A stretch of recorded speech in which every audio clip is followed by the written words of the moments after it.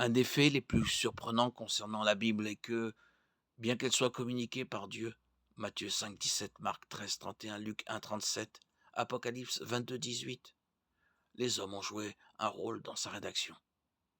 Hébreux 1,1 dit, après avoir autrefois de nombreuses reprises et de bien des manières parlé à nos ancêtres par les prophètes, ces diverses manières incluent différents genres littéraires.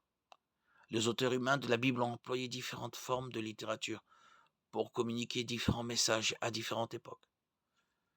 La Bible contient des livres historiques, 1 et 2 rois, et narratifs, Job, des textes de loi, une grande partie de l'Exode et du Deutéronome, des chants, le Cantique des Cantiques et les psaumes, de la poésie essentiellement, Ésaïe, de la littérature sapientiale, les proverbes et l'Ecclésiaste, des livres apocalyptiques, l'Apocalypse est une partie du livre de Daniel, des histoires courtes telles que Ruth, des sermons dans les actes, des discours et des proclamations, notamment ceux du roi Nebuchadnezzar dans le livre de Daniel, des prières, beaucoup de psaumes, des paraboles comme celle de Jésus, des fables comme celle de Jotham et des épîtres Éphésiens et Romains. Ces différents genres peuvent se recouper.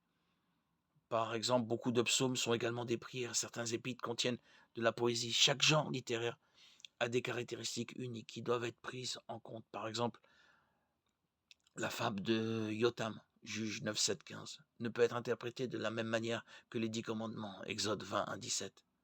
La poésie qui emploie des métaphores et d'autres figures de style doit être interprétée différemment des récits historiques. De Pierre 1, 21 dit « C'est poussé par le Saint-Esprit que des hommes ont parlé de la part de Dieu ». En vocabulaire contemporain, on peut dire que le rédacteur en chef de la Bible était le Saint-Esprit. Dieu est l'auteur de chacun des 66 livres de la Bible, indépendamment de leur genre littéraire. Sa parole écrite est inspirée de lui. 2 Timothée 3, 16, 17. L'esprit humain étant capable de comprendre et d'apprécier une grande diversité de genres littéraires, Dieu s'est servi de cette diversité pour communiquer sa parole. Le lecteur attentif de la Bible découvrira que tous ces livres sont unis par un fil conducteur. Il y trouvera des motifs, des préfigurations, des répétitions et des thèmes récurrents. À travers tout cela, il comprendra que la Bible est le plus grand chef-d'œuvre littéraire de l'histoire humaine et qu'elle est vraiment la parole de Dieu.